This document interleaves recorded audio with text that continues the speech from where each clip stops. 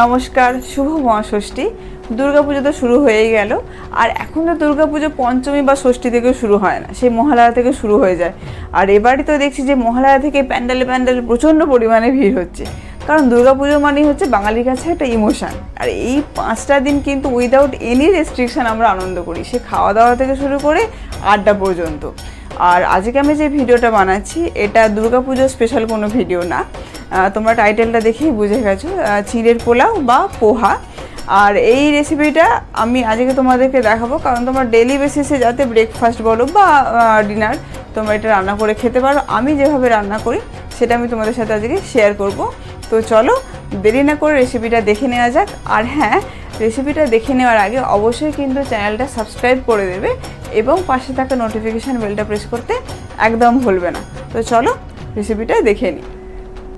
সবার প্রথমে আমরা চিড়েটাকে ভালো করে ধুয়ে নেব, ঠিক আছে? নিয়ে তারপরে জলটাকে ঝাড়িয়ে নিতে হবে, কারণ জলটা ঝরে না গেলে পোহাটা কিন্তু ভালো তৈরি হবে না। এরপর আমরা কি করব, যে প্যানটাতে আমরা করব ওটা গরম করে নেব।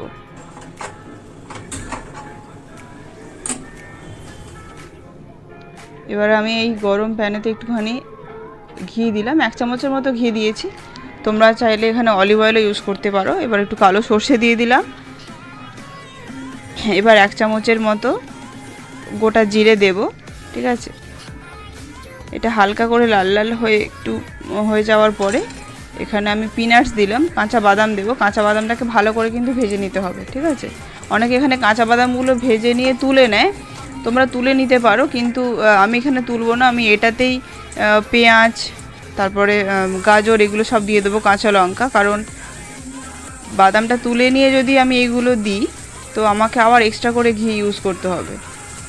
তো ঘি হেলদি ফ্যাট, বাট বেশি ইউজ করা তো শরীরের জন্য ভালো না। তো আমি পিনাটের সাথেই সবজিগুলো একসাথে ভেজে নেব।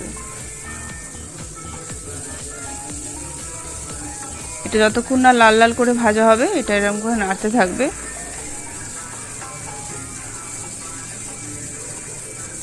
এবার হালকা করে লাল লাল করে ভাজা হয়ে গেলে এবার আমরা অল্প নুন দিয়ে দেব, ঠিক আছে? একদম পরিমাণ মতো নুন দেবে, বেশি নুন দেবে না, খুব নুন হয়ে গেলে খেতে খারাপ লাগে। একদম অল্প হলুদ গুঁড়ো দিয়ে দেব, ঠিক আছে?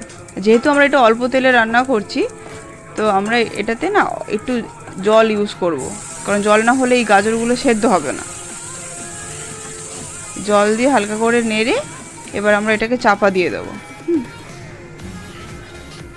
কিছুক্ষণ পরে চাপাটা যখন খুলবো দেখবো এটা হয়ে গেছে।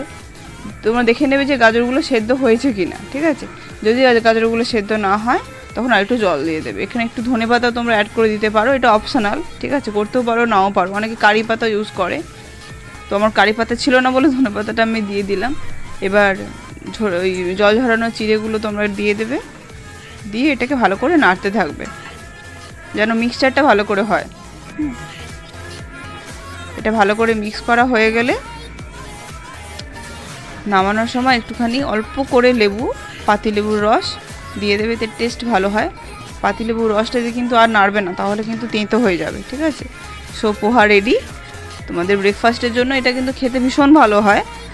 প্রতিদিন তো আমাদের রুটি মুড়ি একভাবে খেতে ইচ্ছা করে না, তোমরা কিন্তু এটা ট্রাই করতে পারো।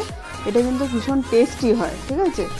অবশ্যই ট্রাই করো ব্রেকফাস্টের জন্য। পোহা আমি কীভাবে বানালাম সেটা তো তোমরা দেখে নিলে।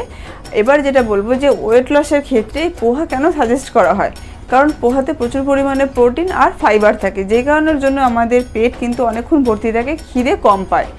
আর এরকম অনেক ভিডিও আমি তোমাদের কাছে নিয়ে আসবো, কারণ তোমরা ম্যাক্সিমাম সময় আমাকে বলেছো ডায়েট ডায়েট ডায়েট, মানে খাওয়া দাওয়ার ব্যাপারে একটুখানি ভিডিও বানাতে। সো আমি চেষ্টা করছি আস্তে আস্তে এই ধরনের কিছু রেসিপি তোমাদের সাথে শেয়ার করার। আর যেটা বলার ছিল, দেখো পোহা তোমরাও বানাও, আমিও বানালাম, কি বলো তো এই ছোটো ছোটো পরিবর্তনগুলো। ধরো আমি পুরো রান্নাটা কিন্তু ঘিয়ে করলাম, বা যখন আমি মাঝে মাঝে অলিভ অয়েলেও করি, ঠিক আছে?